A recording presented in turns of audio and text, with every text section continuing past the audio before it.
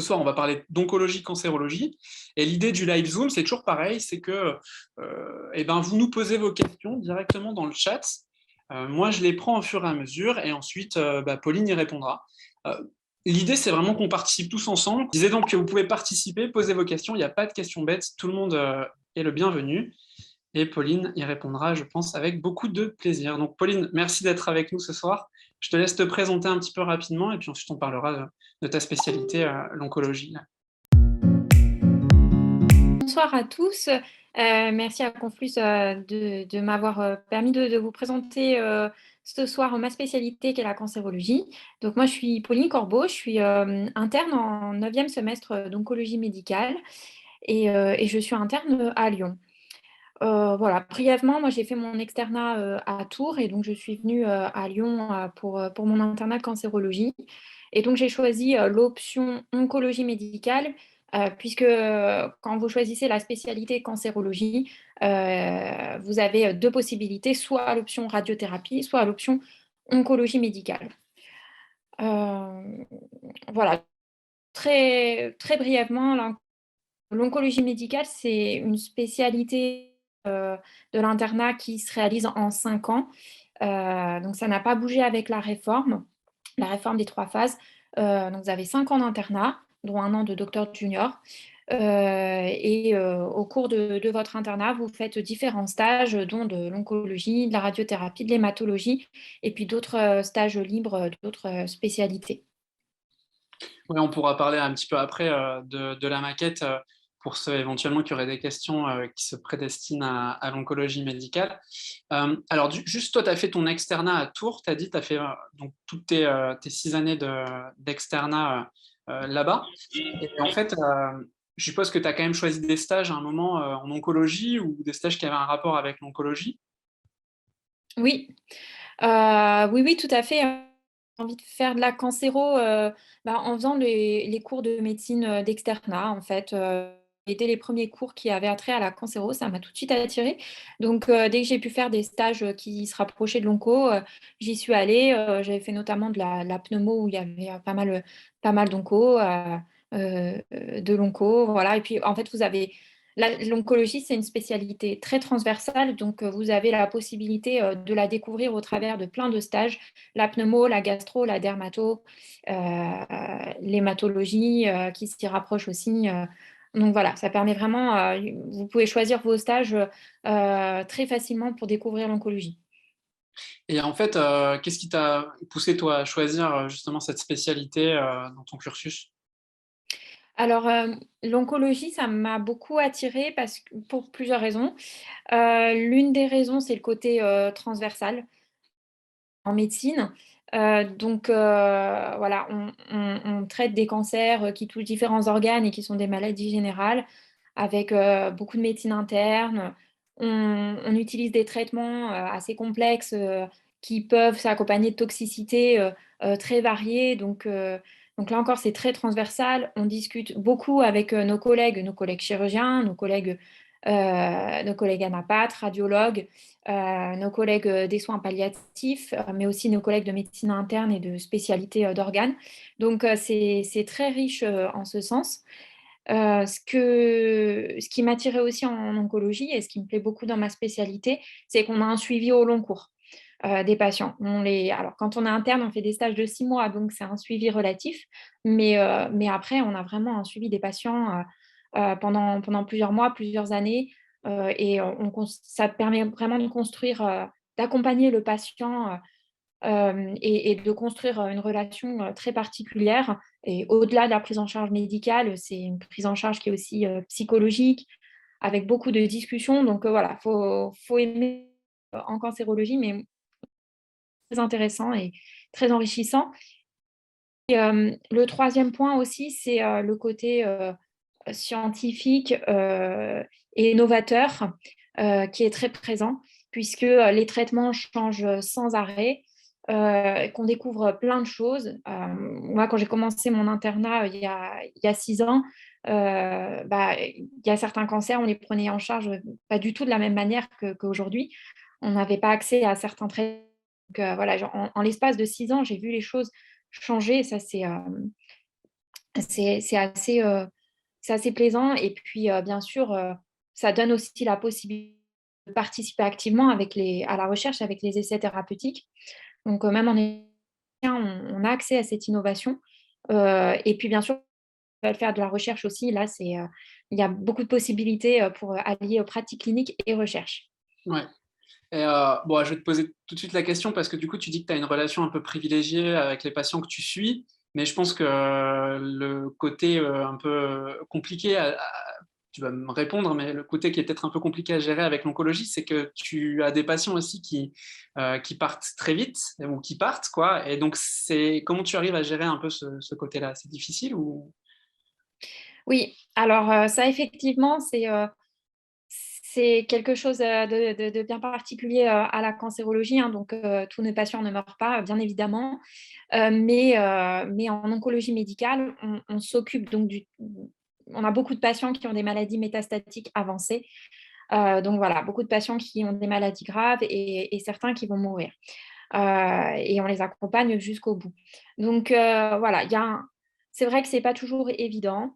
Il faut savoir, et ça s'apprend au fur et à mesure de l'internat, il faut savoir trouver la bonne distance avec les patients pour être suffisamment attaché à eux, pour les accompagner et ne pas être froid, et en même temps protéger soi-même pour quand on sort de l'hôpital et quand on rentre chez soi, essayer de passer à autre chose, sinon on est déprimé.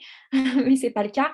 Après, moi, ce que je me dis, c'est que voilà, les malades sont là, il se trouve que je les accompagne, que je les vois, que je les prends en charge.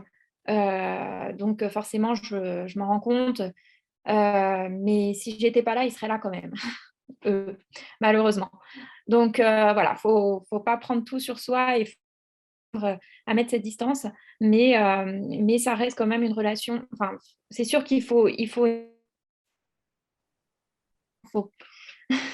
faut aimer ce côté, c'est-à-dire savoir qu'on peut perdre nos patients, mais il ne faut pas le vivre comme un échec. Moi, je me dis pour justement m'aider que un patient qui meurt, mais qui meurt en étant soulagé, pour lequel on a pu prendre en charge les douleurs, tous les symptômes difficiles, si tout s'est bien passé, en fait, si on a réussi à ce que le patient parte de manière apaisée, bah, pour moi, c'est un succès, c'est pas du tout un échec. Ouais, ça fait bien sûr partie de la prise en charge. Et du coup, ça me permet de poser une question que Élise nous soumet là sur le chat. Est-ce qu'il y a une formation à l'annonce justement de ces informations lourdes ou de la consultation d'annonce? Est-ce qu'il y a une formation particulière à ça? Et première partie de la question. Et après, deuxième partie de la question, est-ce que il y a besoin ou il y a une nécessité d'avoir des fois un suivi psy en tant que praticien? Euh, Oui, excellente question. Alors pour les formations, à l'annonce, il y en a pas, en tel, obligatoire dans la maquette.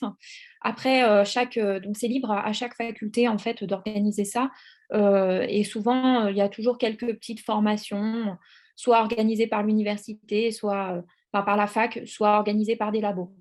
Voilà, mais il y a pas de choses bien formalisées, malheureusement. C'est en train de se construire, par contre. Après, je trouve, mmh, le meilleur moyen de se former, c'est la pratique. C'est de suivre les seniors, en début d'internat, quand il y a des difficiles, parce qu'évidemment, c'est pas aux jeunes internes d'aller faire une annonce difficile, hein. Donc, le jeune interne qui connaît le patient doit accompagner, le senior, et c'est là, en fait, c'est là aussi qu'on apprend. Parce qu'aussi chaque patient et donc c'est pas toujours facile, de donner enfin, d'avoir une théorie pour comment faire une annonce, même s'il y a des points de théorie qui existent. En fait, on apprend sur le tas, en suivant les seniors et en voyant comment on annonce et comment on réagit aussi, face aux patients. Ouais, bien sûr. Et puis j'imagine que de toute façon, chaque situation et chaque patient est différent. Donc, il n'y a pas une recette miracle. Comme tu dis, il y a des points un petit peu théoriques. Mais après, c'est vrai que il faut aussi s'adapter aux patients. Et puis voilà, on apprend en regardant les seniors faire. Mmh. Euh, Et j'ai pas répondu à la deuxième partie de la ouais. question, donc Est-ce qu'il y a un suivi? Il y a rien d'obligatoire, au niveau du suivi, psycho, mais là encore, il y a toujours dans les hôpitaux des structures, enfin voilà, des psychologues, qui sont là pour les patients, mais aussi pour les équipes, parce que, il y a des situations qui sont souvent difficiles à vivre. Alors, le plus souvent, c'est en fait pour une équipe. Par exemple, une prise en charge qui a été, très difficile, et qui a été ressentie, par toute une équipe comme difficile, et ben là, il va falloir en discuter. Il peut y avoir des groupes de parole, pour pas garder tout tout pour soi. Ouais, bien sûr. Alors, on va parler un petit peu de l'internat, puis j'en profite pour répondre à la question de Jérôme qui nous demande est-ce que la médecine nucléaire, ça fait partie de la spécialité de cancérologie? Alors, en fait, non, hein, la médecine nucléaire, c'est un diplôme spécialisé, un DES, hein, donc un diplôme d'études spécialisées médecine nucléaire, qui est différent de l'oncologie et qui est différent également de la radiologie, qui a aussi un troisième DES et une troisième spécialité. Donc pour répondre à ta question, Jérôme, non, la médecine nucléaire, c'est un DES à part entière. Mais bon, Pauline, tu peux nous le confirmer, vous travaillez évidemment de façon très proche avec les médecins nucléaires. Mmh. Oui, tout à fait. Voilà. Heu Mais Et après, de plus en plus parce que les techniques enfin les TEP scans, hein, et haute scintigraphie, c'est de plus en plus accessible. Et puis aussi, il y a des nouvelles, thérapeutiques, basées, enfin sur des techniques de médecine nucléaire pour délivrer des traitements qui se développent. Donc, on est amené à collaborer encore plus, dans les années à venir. tout à fait, ouais. Et je voulais revenir donc sur l'internat pour que tu nous parles un petit peu en fait de la durée de l'internat, de comment ça se passe hein, au niveau de la maquette, quels sont tes stages obligatoires que tu dois valider. Mmh. C'est un internat en 5 ans. Alors moi, je suis un petit peu vieille, donc j'y étais encore, avant la réforme, mais je peux vous parler enfin maintenant, il y a une réforme, c'est-à-dire qu'en fait, tous les internats, toutes les spécialités sont divisées en plusieurs phases. Pour la cancérologie, vous avez la phase, hem La phase socle. Heu, la phase socle, ensuite la phase d'approfondissement et puis après la phase de docteur junior. Donc c'est 1 an pour, la phase socle, 3 ans et ensuite 1 an pour le docteur junior. Pour la phase, socle, il y a obligatoirement donc un stage d'oncologie médicale, générale et un stage de radiothérapie. Et à l'issue, de cette année, normalement, déjà avoir une idée, de la sous-spécialité qu'on veut emprunter, oncologie médicale ou radiothérapie. Mais généralement, le choix définitif Ah, pendant la phase d'approfondissement, donc qui dure 3 ans, soit 6 semestres, donc 6 stages. Donc là, la maquette est un petit peu différente en fonction de radiothérapie ou oncologie. Mais grosso modo, pour l'oncologie, vous devez faire 2 stages, un stage et puis après le reste, c'est des stages libres, avec possibilité, par exemple, de faire de l'oncopneumologie ou de l'oncogastro. Mais la réanimation, de l'anapath, de l'infectiologie, de la médecine interne, de la médecine nucléaire, de la radiologie, voilà, ça permet vraiment l'internat vous offre la possibilité, d'aller, voir plein de spécialités, différentes. Et puis après, c'est le docteur junior, donc là, vous faites 1 an de stage dans un service, d'oncologie médicale ou de radiothérapie si vous êtes, radiothérapeute. ouais, juste pour expliquer peut-être pour les plus jeunes qui nous suivent un petit peu cette différence qu'il y a entre bah, le cancérologue, donc l'oncologue médical, et le radiothérapeute, hein, parce qu'en fait, c'est vraiment des métiers qui sont assez différents au final, même si il y a la formation du DES d'oncologie médicale qui te permet de faire soit l'une, soit l'autre des spécialités. Tu peux nous expliquer un petit peu ce que c'est la radiothérapie par rapport à l'oncologie médicale? Oui, l'oncologie médicale, c'est vraiment tout ce qui est le traitement, systémique, les traitements généraux du cancer. La chimiothérapie et puis tous les autres traitements, je vais peut-être parler un chinois pour certains, mais les immunothérapies, les thérapies ciblées. Bref, c'est tous les traitements, en fait, généraux du cancer qu'on va administrer, par voie intraveineuse, ou par bouche et donc qui vont agir, dans le corps entier. Ça s'oppose aux traitements, qu'on dit locaux ou locaux régionaux, à savoir la chirurgie. et la radiothérapie. Puisque la radiothérapie, on va utiliser des rayons ionisants pour avoir une action antitumorale. Et le travail du radiothérapeute, en fait, c'est il est assez différent du travail d'oncologue médical, dans le sens où il va y avoir beaucoup d'imagerie. Parce que quand on doit faire de la radiothérapie à un patient, on doit faire un scanner de la zone tumorale à irradier. Et puis après, il y a tout un travail en fait sur le contour des tumeurs, des zones à irradier et des zones à protéger pour protéger donc les organes aux alentours.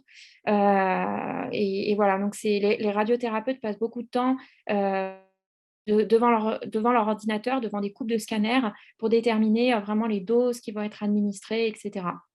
aux patients. Et puis après, il y a tout un travail qui est la surveillance de la toxicité des traitements de radio qui est très différente de l'oncologie médicale.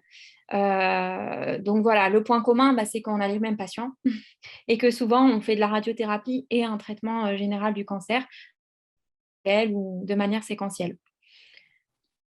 Ouais. Alors, il y a une question de Chloé qui nous demande à quoi ressemble une semaine type au niveau des horaires. Et après, il y a une deuxième question, c'est est-ce qu'on peut exercer en libéral en tant qu'oncologue médical? Je vais commencer par répondre à la deuxième.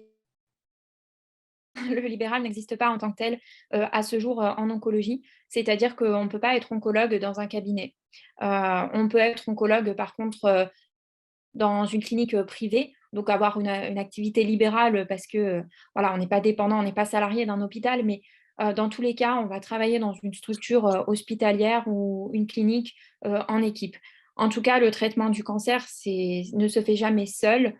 Et certains d'entre vous ont déjà entendu parler des RCP, les réunions de concertation pluridisciplinaires qui sont fondamentales en cancérologie, au cours desquelles on va décider de la prise en charge des patients. Donc voilà, vraiment, c'est pas une spécialité qui se pratique seule en cabinet, mais en équipe et on est forcément à ce jour dépendant des structures hospitalières. Voilà, peut-être que ça va être amené à changer, mais pour l'instant, non.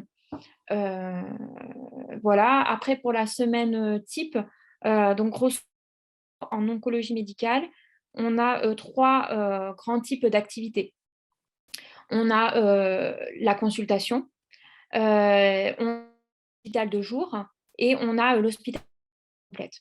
Alors bon, la consultation, on n'en fait pas trop quand on est interne, c'est plus les seniors, c'est voir aux patients ou en cours de suivi avec des scanners, des bilans d'évaluation pour voir où en est le cancer et décider des traitements. Heu, on a l'hôpital de jour. Donc l'hôpital de jour, c'est une activité assez particulière puisque en fait, c'est là que les patients viennent pour leur traitement, sur une demi-journée ou sur un jour, donc pour recevoir leur chimio, ou autre traitement.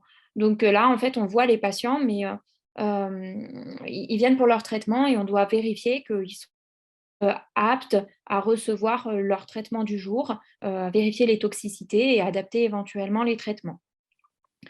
Et puis, donc là, l'activité d'hôpital de jour, c'est vraiment 2 demi-journées où on voit les patients à partir de 8h30 le matin jusqu'à midi, où on valide les traitements. Puis après, il y a une pause et puis les nouveaux patients qui arrivent en début d'après-midi jusqu'à 17h à peu près. Et puis et voilà. Donc l'hôpital de jour, il faut aller assez vite parce que souvent les patients arrivent tous en même temps, mais on ne termine pas trop tard. Le troisième type d'activité, c'est l'hospitalisation complète. Bon, ça se rapproche des autres spécialités, c'est-à-dire quand le patient, présente une complication, qu'il a besoin d'être, hospitalisé, sur plusieurs jours, on l'admet à l'hôpital et donc là, on a une activité assez classique, avec, le matin avec les infirmières, ensuite on va voir le patient, des bilans, on prescrit les traitements. L'après-midi, on fait les entrées, on voit les familles, on va en RCP l'après-midi aussi, en général, et on fait, une contre-visite pour faire le point sur les événements de la journée le soir. Hem, cette activité-là, elle est, comme partout, un petit peu plus prenante parce qu'il y a le côté imprévisible, hein, de la journée du patient.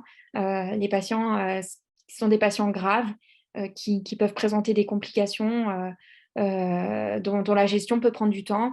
Et la particularité en oncologie, c'est qu'il faut garder un temps, il faut anticiper un temps pour discuter avec les familles. Puisque généralement, c'est des situations complexes et il faut vraiment ce temps, accorder ce temps aux familles pour que tout le monde soit clair sur la prise en charge. Ouais. Et au niveau de tes gardes, est-ce que tu as des gardes, est-ce que tu as des astreintes à faire dans ton service quand tu es en hospitalisation? Ça se passe comment en fait? Oui, donc en tant qu'interne, généralement, on a des astreintes le week-end, c'est-à-dire qu'en hospitalisation complète, on va faire le tour hein, le samedi matin, le dimanche matin. Généralement, il se passe moins de choses qu'en semaine, hein, parce il y a rarement des entrées, quelquefois, mais moins souvent. Donc voilà, généralement, il y a des tours d'astreinte entre internes, parfois seniors le week-end. Et puis, mais sinon, il n'y a pas d'hôpital de jour, par exemple. Là, on ne fait pas de chimio le week-end, sauf exception. Et au niveau généralement, en tout cas à Lyon, pour la cancéro et pour toutes les spécialités médicales, on fait essentiellement des gardes d'étage. C'est-à-dire qu'en fait, on va être appelé par les infirmières pour des patients hospitalisés, que ce soit dans notre service ou dans un autre service de l'hôpital, en cas de problème. Généralement, on fait quelques gardes aux urgences aussi, mais pas beaucoup. Donc, par exemple, à Lyon, on en fait en moyenne 1 à 2 par semestre, au proprement parler. Ouais, OK. Alors il y a une autre question de Chloé. Bah, j'en profite pour rappeler à ceux qui nous suivent, de surtout pas hésiter à poser leurs questions pour qu'on puisse, échanger, vraiment, on parle de tout, hein, même pour les plus jeunes, si vous avez des questions sur la médecine externat ou quoi que ce soit, n'hésitez pas. Chloé, elle nous pose une question sur, est-ce que tu es spécialisée dans certains types de cancers ou organes ou est-ce que tu traites, tous les types de cancers? Ouais, très bonne question. Merci de l'avoir posée. Donc, quand on est interne, on essaie de se former à tout type de cancer, hein. C'est vraiment l'objectif de l'internat, d'aller dans tous les stages possibles, en dermato, en gastro, pour voir le maximum de cancers. Mais après, c'est vrai qu'on est obligé aujourd'hui de se spécialiser. Hem, déjà, la tout ce qui tous les cancers, en fait, qui correspondent à des organes pour lesquels il existe une spécialité à part entière, généralement, on ne les prend pas trop en charge en tant qu'oncologue médical, du moins dans les grands centres. Je m'explique, par exemple, le pneumologue, il va dans les grands centres, c'est les pneumologues qui vont faire, des cancers du poumon, c'est des gastro-entérologues qui vont faire, tous les cancers digestifs, les dermatos, les neuros et cetera. Ce qui fait que l'oncologue médical, généralement, il va faire de la gynéco, qui est, parce que les chirurgiens ne vont pas prescrire de chimio, de l'urologie, de l'ORL ou des tumeurs rares, des sarcomes, des choses comme ça. Voilà. Dans les plus petits centres, on touche un petit peu plus à tout, ça dépend des organisations, mais c'est vrai qu'on est obligé de se spécialiser déjà de cette manière. Et puis après, là encore, ça dépend où est-ce qu'on pratique et le type de carrière qu'on veut, mais il faut quand même se surspécialiser parce que les traitements sont de plus en plus complexes et qu'on ne peut pas tout savoir. En fait, ça bouge énormément en cancérologie et on risque de ne pas bien prendre en charge un patient si on veut faire tout à la fois. Ouais. Euh, voilà. OK. Du coup, je note 2 choses. C'est que, les chirurgiens ne savent pas, faire de la médecine. Tu as pris comme exemple les gynécologues. Et non, j'ai une deuxième chose, c'est une petite Non, plaisanterie. ils n'ont pas le temps. Ouais, ils ont pas le temps, ils opèrent toute la journée, ils sont au bloc et non, mais c'est vrai en plus, pour le coup, ils ont pas le temps. Et du coup, tu dis effectivement, il faut, se tenir au courant, c'est obligatoire de voilà, de savoir un petit peu ce qui se fait dans la communauté internationale pour être, au fait des dernières actualités, et des avancées de la médecine et des sciences. Et donc, pour toi, est-ce que c'est obligatoire, voilà, de maîtriser un peu l'anglais, de lire régulièrement des articles en anglais quand tu es oncologue ou tu peux t'en passer? Oui, c'est mieux. Là encore, ça dépend où est-ce qu'on pratique, mais globalement, c'est vrai que c'est une spécialité où on se forme beaucoup en congrès et en congrès internationaux.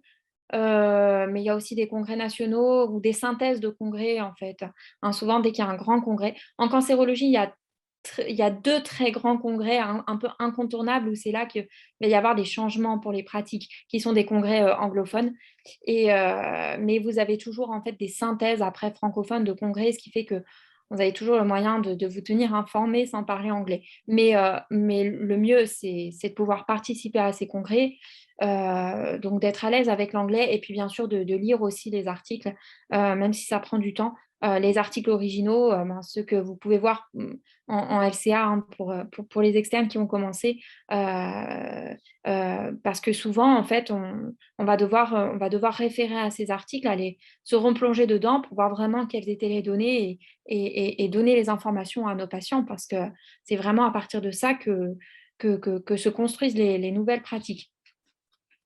Ouais. Alors, je reprends, du coup, je rebondis sur la question d'Élise qui nous dit: «Un oncologue est-il, en charge également de la recherche sur le cancer?» Bah, tu peux répondre à cette question si tu veux, Mmh. Pauline. Oui et non. Là encore, ça dépend du type de pratique. Globalement, soit on pratique, on est, praticien hospitalier dans un petit centre, ou même parfois dans des grands centres, mais on fait essentiellement de la clinique. C'est-à-dire qu'on ne va pas être dans un laboratoire de recherche, à faire nous notre recherche. Mais par contre, on va se tenir au courant de la recherche, des avancées de la recherche, ce qui est vraiment indispensable. Ou alors on peut être dans des plus grands centres, avoir une carrière, universitaire et avoir envie de faire de la recherche et dans ce cas-là, on a la possibilité de participer activement, aux avancées de la recherche. Soit avec une activité un petit peu de biologie, soit une activité de pharmacologie, de bioinformatique. Enfin, il y a plein de manières de participer, à la recherche en cancérologie.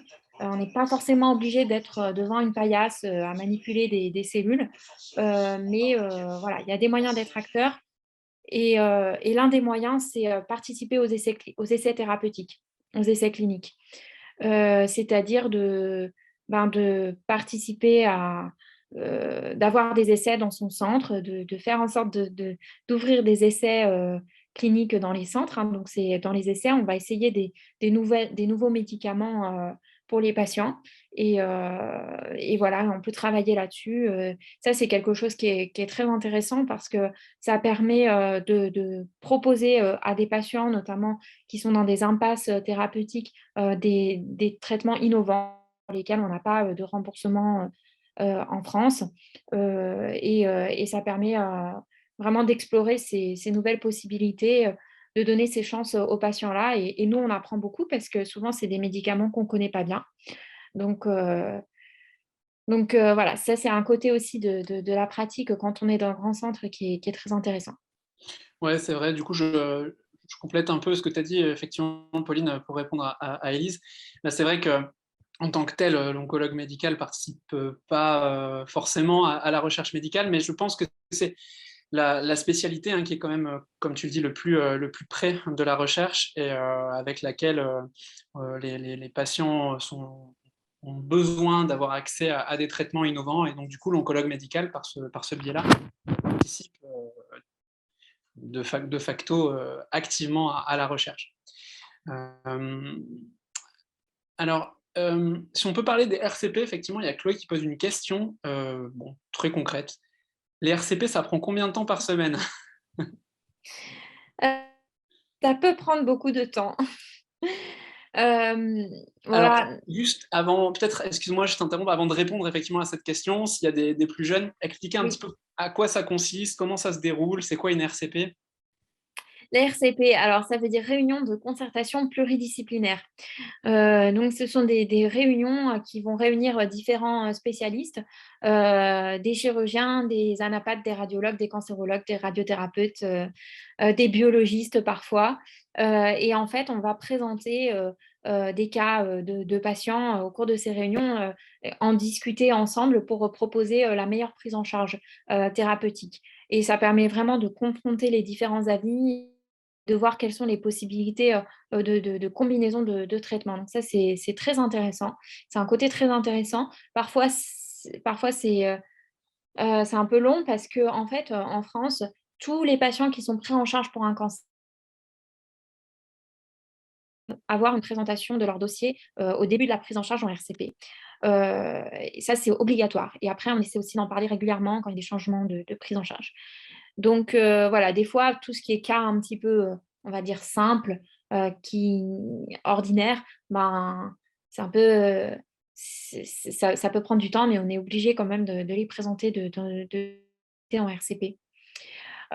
Et généralement, on a des RCP, les différents groupes d'organes, donc une RCP gynécologie, une RCP urologie, une RCP ORL. Des fois, dans les grands centres, on a des RCP plus spécialisés, des RCP métastases cérébrales, des RCP métastases osseuses, des RCP aussi thrombose et cancer. En ce moment, on a des RCP Covid. Voilà, donc en fait, quand vous prenez la liste par semaine d'une RCP, par exemple, au centre Léon Bérard, qui est le centre de lutte contre le cancer dans lequel je suis en ce moment, quand vous regardez la liste, en fait, vous avez 30 RCP par semaine. Alors bien sûr, on ne peut pas participer à toutes les RCP, hein, donc on les cible en fonction de son activité. Ou alors, si on a des patients à présenter, si j'ai un patient à présenter pour une métastase osseuse complexe, je vais présenter mon patient, après je vais partir. Donc voilà, il faut s'arranger parce que en fait, des RCP, ça peut prendre toute la semaine. Et bon, alors pour donner un ordre d'idée quand même à Chloé, ça représente quoi pour toi, une Oui, heure, 2 heures oui, alors généralement, ça peut représenter 1h30, 2 heures, 2 à 3 fois. Ok.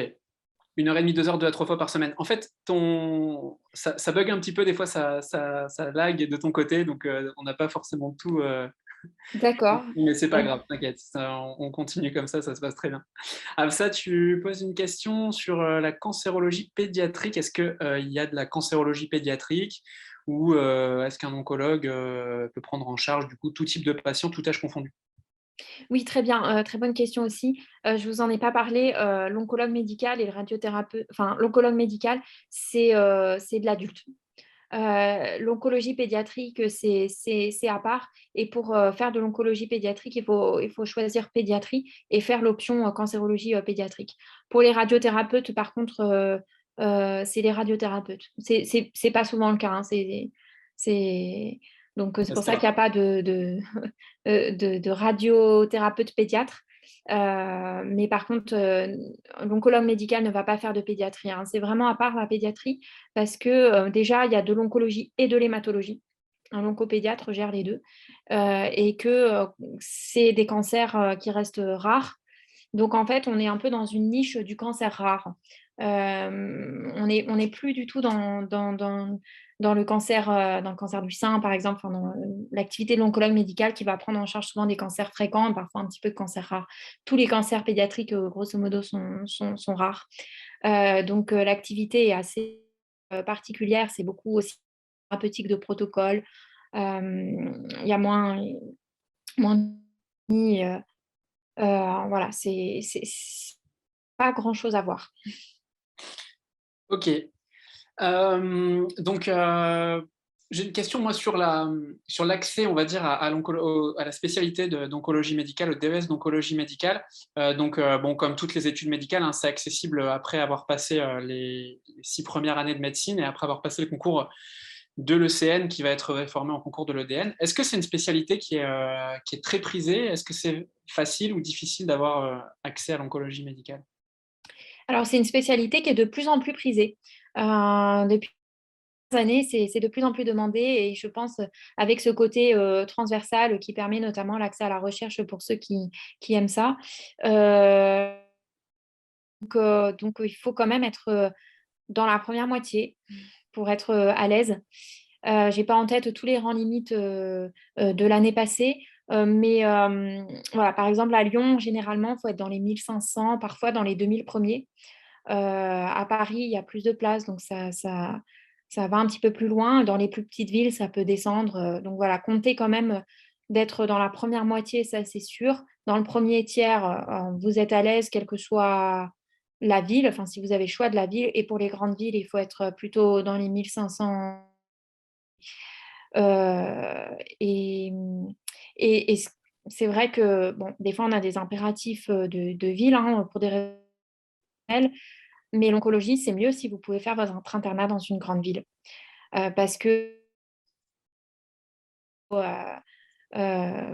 Marseille, parce que dans les plus petits centres, en fait, vous allez toujours tourner stage dans dans ces villes hein, que j'ai citées. On a des centres anticancéreux avec en fait des sous-spécialités. En fait, on va faire 6 mois d'oncogynéco, 6 mois d'onco-urologie, donc ce qui va permettre d'aller vraiment approfondir ces sous-spécialités, alors que dans les plus petites villes, ben, vous allez faire de l'oncologie médicale générale et vous allez retourner deux fois, 2 fois, parfois 3 fois dans le même stage. Il y a moins de possibilités. Mais voilà, il y a d'autres avantages, hein, ceci dit.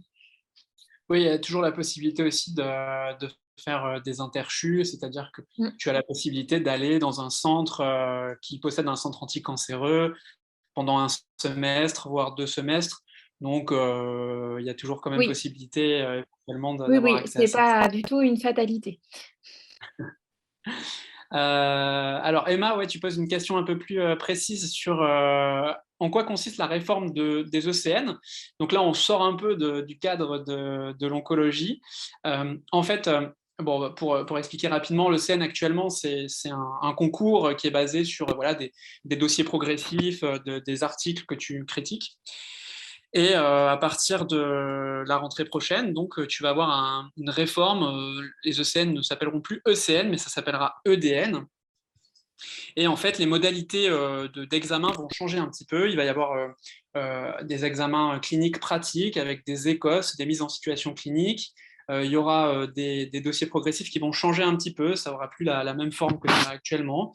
Il va y avoir des nouvelles modalités de ce qu'on appelle des modalités docimologiques, c'est-à-dire des nouvelles modalités d'examen. On va pouvoir te montrer des images, des radios, des scans, et puis tu vas devoir pointer des zones. Enfin voilà, il y a plein de nouvelles modalités qui vont être mises en place. En soi, ça ne va pas différer.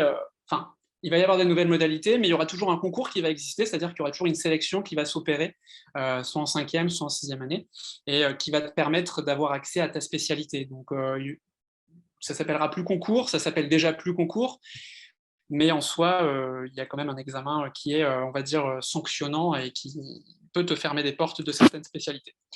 Voilà, j'espère que j'ai répondu à ta question. Si tu veux préciser, n'hésite pas. Pareil pour les autres. Si vous voulez poser des questions sur l'oncologie médicale ou sur la médecine en général, vous n'hésitez pas. On est encore avec vous un petit quart d'heure, donc faites-vous plaisir. En tout cas, vous êtes toujours une trentaine, ça fait plaisir. J'espère que ce live vous plaît. Et puis, Pauline, on rembraye un peu sur l'oncologie. Ouais, je t'ai demandé effectivement qu'est-ce qui te plaisait dans ta spécialité. Est-ce que toi, tu as une orientation un petit peu déjà prédéfinie? Est-ce que tu sais si tu vas travailler, je sais pas moi, dans un grand centre ou plus dans un hôpital périphérique? Tu as une idée? Oui, normalement, je vais rester dans un grand centre, enfin à Lyon, avec côté plutôt universitaire, c'est l'objectif. Et puis, donc, je vais être un petit peu dans le moule de l'activité de l'oncologie médicale, à savoir gynéco et urologie, Ok. du moins Et dans un premier temps. ouais, tu parles un peu d'enseignement recherche universitaire, hein, côté universitaire, c'est ça hein, que tu disais? Mhm. Tu as fait un master 2, tu te destines à faire une thèse aussi pour poursuivre un peu ton parcours? Oui, donc certains d'entre vous en doivent le savoir. On a la possibilité de faire une année de master 2 dans la continuité de l'équivalence de master 1 que vous avez pu faire pendant votre externat.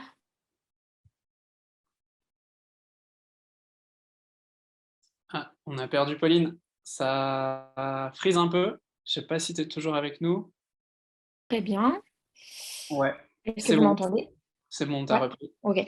Donc le M2, le master 2, il devient de plus en plus recommandé sans être obligatoire en cancérologie. Ça va vraiment dans la continuité de la spécialité qui est très proche, de l'innovation thérapeutique, de la recherche. Donc c'est 1 an de formation qui va vraiment être utile, en fait, après même pour la pratique. Donc c'est très intéressant, de le faire, même si après on ne veut pas forcément continuer dans la recherche. Ça va vraiment être bénéfique pour tout oncologue. Ça va notamment être un point, bah, un plus, hein, dans le CV pour postuler et désormais, si vous voulez postuler en tant qu'oncologue médical dans tous les centres, anticancéreux, il faut avoir fait son M2.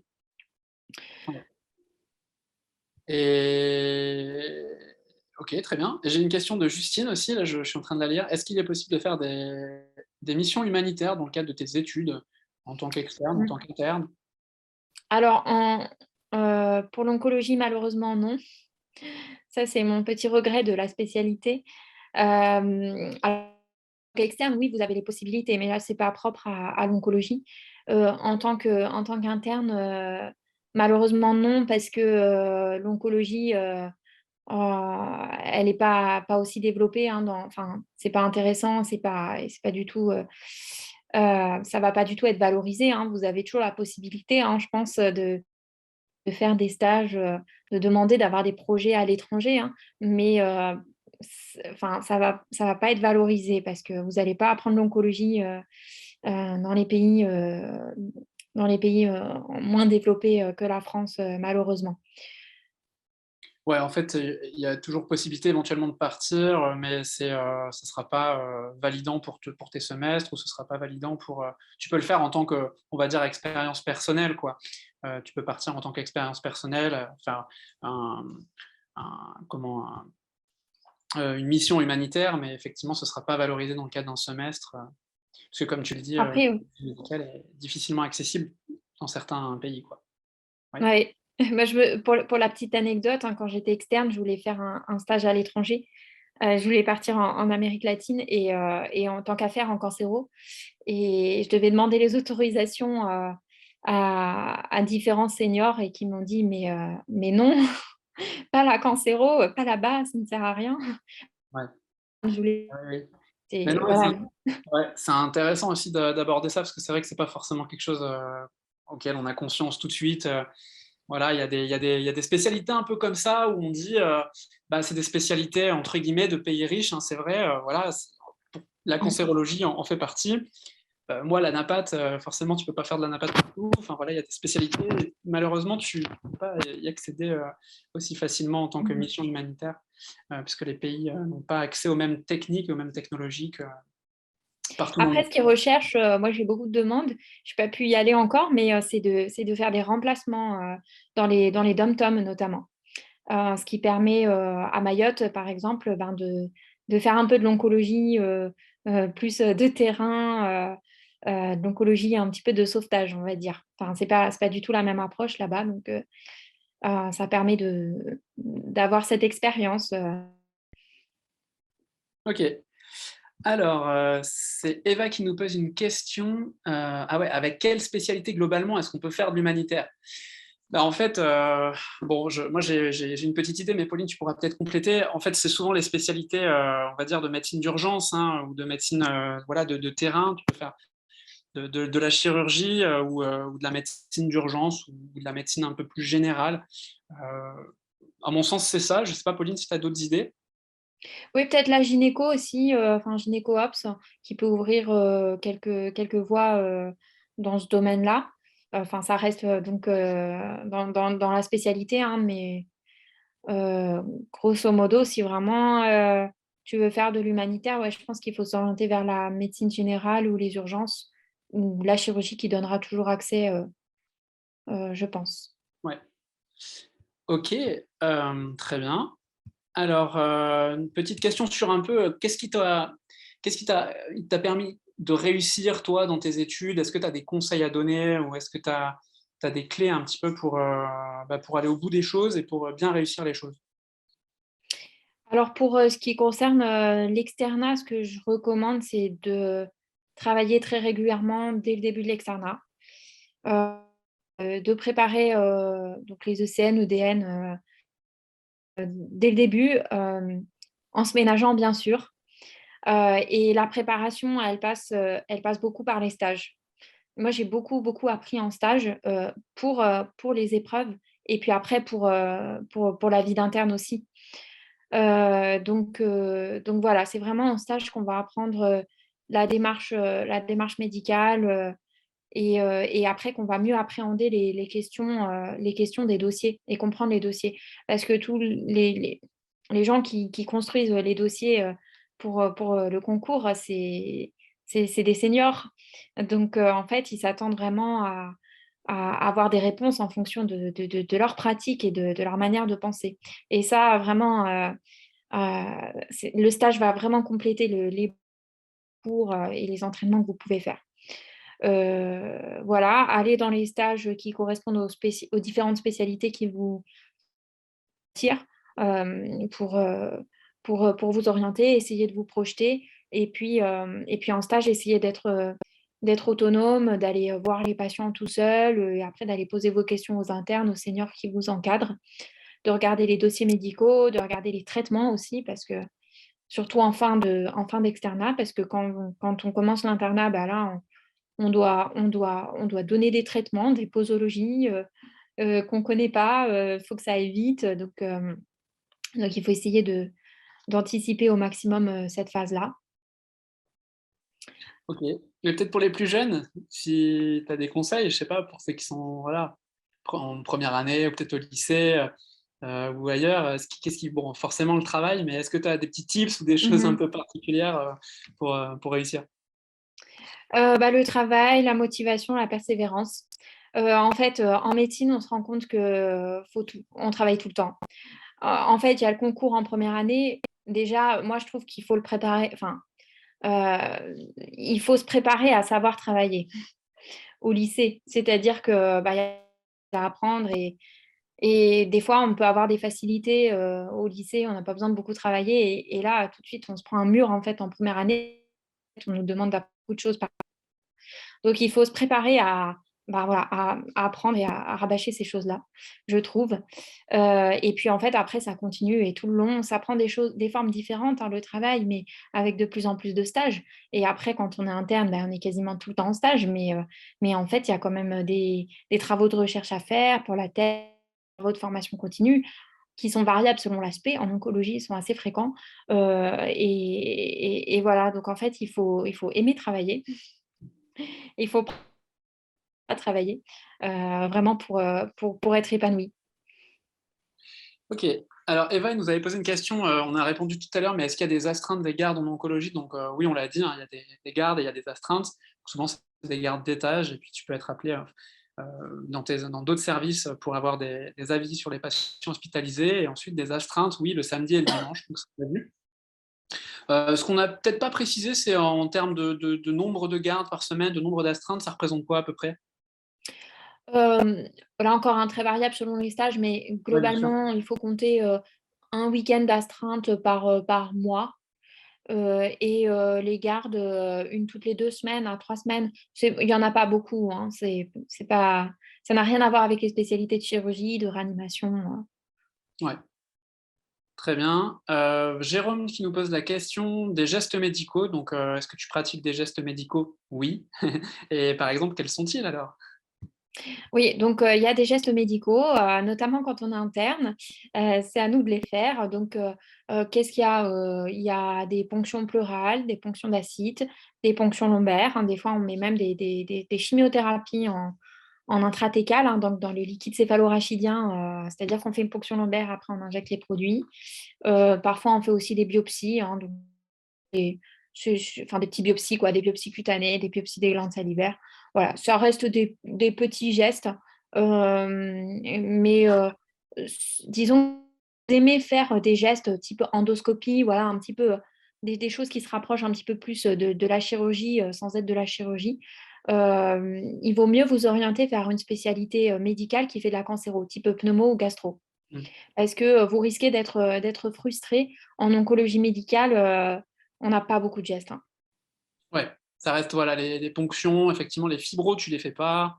Non, Ça va être les spécialistes d'organes qui vont plus les faire. Donc on voilà. ne met pas les pieds au bloc.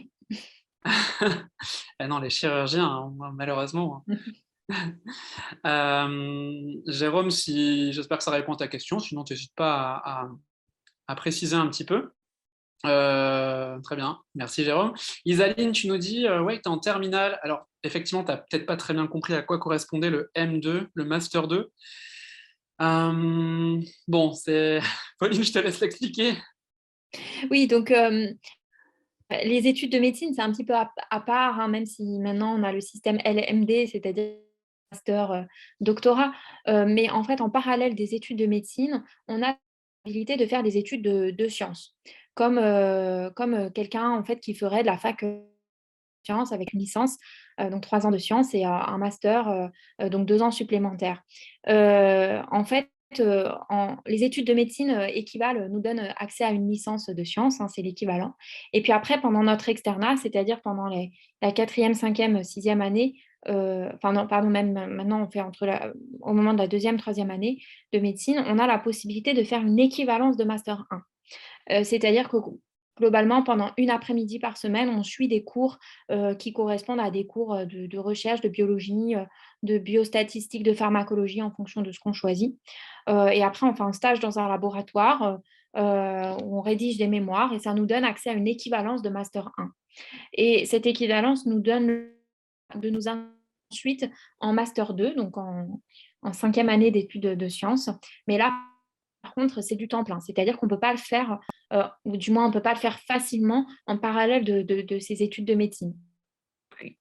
Une petite minorité, pardon, fait ce master 2 au milieu de l'externat. Donc, fait une pause entre la troisième, quatrième ou quatrième, cinquième année pour faire de M2. Et la majorité, par contre, on le fait pendant notre internat, donc on fait une pause. Ça ne compte pas comme une année d'internat. Donc, ça nous rallonge d'1 an au total la durée des études. Mais vraiment, ça vaut le coup hein, pour l'avoir fait l'année dernière. Et d'ailleurs, moi, je suis contente de l'avoir fait pendant l'internat et pas avant, parce que ça permet vraiment de s'orienter vers un projet et vers un labo qui nous intéresse. Et moi, ça m'a ouvert les portes pour la suite, parce que je vais faire ma thèse de sciences dans le même labo. Voilà, ça c'est pour le détail. Donc voilà, pendant cette année en fait de master 2, on va à la fac en cours il y a des médecins, il y a des pharmaciens, puis il y a des étudiants en fait qui font que ça, hein, qui font que d'autres formations en parallèle, dont c'est la formation principale. Et donc on a cours pendant un semestre et puis après on fait un stage dans un laboratoire pendant le reste de l'année. Ouais. Et donc l'objectif, quand tu fais voilà, ce master 2 et cette thèse de sciences derrière, c'est plutôt d'avoir accès à des carrières en fait, universitaires ou hospitalo-universitaires. En tout cas, si vous voulez faire de l'universitaire, mais ça, c'est jamais évident de le savoir dès le début, hein. Ça vient après, au milieu, enfin, ça dépend des gens, hein, mais voilà, c'est rare que dès la deuxième année de médecine, on dise on va faire de l'universitaire. Mais en tout cas, si vous voulez faire de l'universitaire, c'est sûr que c'est obligatoire. C'est quasiment obligatoire le M2 puis la thèse. La thèse qui se fait après l'internat, soit en parallèle de son post-internat, soit en faisant des pauses, ça dépend. Et dans certaines spécialités comme la cancérologie, ce que je vous disais tout à l'heure, c'est que le M2, il est quand même de plus en plus recommandé. Ouais. Ok, bah, merci beaucoup. Bon, bah, on reste encore 5 minutes, quoi. On peut discuter encore ensemble, donc vous n'hésitez surtout pas à poser vos questions jusqu'à la fin de ce live Zoom. En tout cas, ça fait plaisir que vous nous suiviez encore. Alors, tu parles un peu des opportunités en tant qu'oncologue médical. Donc, il y en a effectivement dans les grands centres, dans les CHU, il y a des opportunités universitaires. Et il y a d'autres opportunités aussi quand même? Oui, bien sûr. Donc, il y a des opportunités dans les hôpitaux périphériques des plus petites villes, hein, qui généralement ont quand même des services d'oncologie. Donc là, ce qui permet de faire de l'oncologie un petit peu plus générale, parce que par exemple, on ne va pas avoir tout ce qui est activité essai clinique dans un petit centre. Donc voilà, on va moins rentrer en profondeur dans la prise en charge des cancers, mais on va prendre en charge plus de types différents de cancers. Donc voilà, c'est des activités qui sont aussi très intéressantes. Et puis, il y a tout ce qui est aussi clinique privée. Et ça se développe de plus en plus parce que la cancérologie, ça rapporte de l'argent aux cliniques, notamment grâce à nos collègues radiothérapeutes. Et, les chirurgies du cancer. Donc, en fait, ça se développe beaucoup, des cliniques, y compris dans les grandes villes, qui vont avoir une activité finalement qui va se rapprocher de celle des hôpitaux périphériques. C'est-à-dire plus une activité d'oncologie générale où on fait pas trop d'essais thérapeutiques, pas trop de. Mais l'avantage, c'est qu'on est juste à côté des grands centres et que les patients peuvent aller de l'un à l'autre, hein. Ça, c'est assez fréquent que des plus petits centres ou des cliniques envoient dans une prise en charge plus spécialisée, un accès à un essai thérapeutique, envoie des patients. Donc, on a quand même toujours un lien avec la recherche, avec les centres spécialisés. Ouais. Et est-ce qu'il y a des urgences un peu en oncologie? Des urgences en tant que pathologie ou en tant que Ben, service? en tant que pathologie, quoi. Est-ce que tu adresses facilement des patients aux urgences? Est-ce que tu peux voir des patients pour lesquels il faut que tu agisses très très rapidement, Oui, enfin, urgence vitale? oui, oui, oui, oui. Il y a des urgences qui sont liées soit à la maladie, soit traitement. Et voilà, il y a un lien qui se fait avec les patients à la maison. Donc, en fait, il y a toujours, dans tout service, en fait, il y a toujours, possibilité pour le patient d'appeler, quelqu'un en cas de besoin. Et normalement, on doit donner les consignes. C'est-à-dire que s'il faut aller aux urgences, et ben, on dit au patient: «Allez aux urgences». Des fois, on lui fait faire un bilan avant la maison. Enfin voilà, on a aussi un lien, on travaille beaucoup, par mail et par téléphone avec les patients à la maison. On fait pas mal de gestion aussi à la maison, d'urgence et par aller aux urgences. Alors, les urgences, en tant que telles, pour un patient avec un cancer qui est souvent immunodéprimé, donc dont les traitements ont fait baisser les défenses immunitaires, c'est jamais une bonne idée, surtout en période de covid. Des fois, on n'a pas le choix, mais quand on peut, on essaie de les admettre directement dans nos services. Et par contre, on a aussi des services d'urgence. Voilà, par exemple, à l'Institut Gustave Roussy à Paris ou au Centre Léon Bérard, on a des urgences, des petites urgences, hein, mais des services qui sont là pour accueillir les patients qui ont besoin d'une évaluation, d'une prise en charge rapide. Et ça t'est déjà arrivé souvent de devoir gérer une urgence vitale, voilà, avec un patient qui décompense soit dans un service d'oncologie, soit en hospitalisation? Oui, Ça oui, t'arrive oui, souvent? ça arrive. Heu, ouais, ça arrive, pas souvent, mais régulièrement. En fait, hem, généralement, il y a aussi beaucoup de patients qui sont limités. Enfin, il y a un travail aussi en cancérologie, c'est-à-dire de savoir, de déterminer avec le patient, avec sa famille, avec nos collègues, jusqu'où on va. C'est-à-dire est-ce qu'on réanime notre patient? Est-ce qu'on fait le maximum si jamais, vraiment, il fait une complication grave, un arrêt cardio-respiratoire? Non, c'est bon là, en fait, la réanimation, ça va pas être bénéfique et en fait, on fait, ben, des soins, ce qu'on appelle des soins de support ou des soins de confort, pour le patient. Donc, en fait, souvent, il y a des complications qu'on va prendre en charge, hem, pas de la manière réanimatoire, mais de type soins palliatifs. Ouais, Il y a ce type d'urgence-là, en fait, qui est l'urgence à sédater le patient et à le soulager. Et puis, il y a quand même aussi, hein, des patients, pour lesquels il faut tout donner et qu'on masse, pour lesquels on fait des traitements à compensation cardiaque, de choc septique et qu'on envoie en réa. ouais, ouais, bien sûr. Bah, écoute, merci, pour cette réponse. Allez, je prends la dernière petite question d'Alban, parce que là, je vois qu'on a déjà presque dépassé notre horaire. Alban, tu nous demandes, quelle autre spécialité est-il recommandé de faire un master 2? Bah, en fait, c'est très spécialité dépendant, mais tu vas avoir des spécialités, moi, je pense par exemple à la néphrologie, peut-être la médecine interne éventuellement, ou voilà. En fait, c'est des spécialités où tu vas plutôt avoir un accès hospitalier plus intéressant et du coup, il y a un peu plus de concurrence et donc il y a beaucoup de gens qui font des Master 2 et en fait, ça se nivelle. Je sais pas, Pauline, tu penses peut-être à d'autres choses? Non, je suis tout à fait d'accord. Donc, ça va dépendre déjà de votre projet. Si vous voulez plutôt faire l'universitaire ou et puis oui, de la spécialité. Par exemple, si vous voulez être, pneumologue et faire du libéral, bon, à part la culture personnelle, il y aura intérêt. Mais si vous voulez faire pneumologue dans l'universitaire, oui. Et effectivement, ouais, d'autres spé, comme la médecine interne, l'infectiologie, où là, c'est une activité plus hospitalière, ça sera toujours un plus. Mais vraiment, enfin, je pense que le master 2, faut pas le faire de manière contrainte. Il faut, enfin, des fois, et le master 1 aussi, hein. C'est-à-dire que faut prendre plaisir aussi à le faire, c'est le plus important. Même si on ne sait pas, si ça va nous servir derrière. Enfin, ça servira d'une manière ou d'une autre parce qu'on aura appris des choses. Mais voilà, vous aurez pas, je pense que personne ne perd son temps en M1 ou en M2.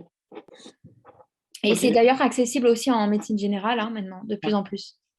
Ouais, c'est vrai, ouais, ouais. Il y a des chefs de clinique de médecine générale, il y a des gens qui font de la recherche et d'enseignement en médecine générale. Bon, bah, très bien. Écoute, je te laisse un petit mot pour conclure, pour la fin. Déjà, je remercie tout le monde d'avoir participé à ce live, ça fait plaisir. Vous n'hésitez surtout pas à venir nous suivre la semaine prochaine pour de la chirurgie pédiatrique. Donc, on change un peu de domaine, là. On change complètement de domaine, mais j'espère que vous serez nombreux pour le prochain live. Et puis, bah, Pauline, je te laisse le petit mot de la fin. Merci à tous d'avoir participé, d'avoir posé vos questions qui étaient très pertinentes. J'espère que ça a donné envie au moins d'aller en stage de cancéro pour aller voir à quoi ressemble vraiment cette spécialité. Je vous souhaite à tous bon courage et puis vraiment de faire ce que vous avez le plus envie de faire. Super, merci beaucoup Pauline en tout cas d'avoir participé, d'avoir répondu à notre invitation. Merci à tous d'avoir participé à ce live et donc du coup je vous dis à la semaine prochaine, à très bientôt. Bonne réussite et bon courage. Allez, salut! À bientôt.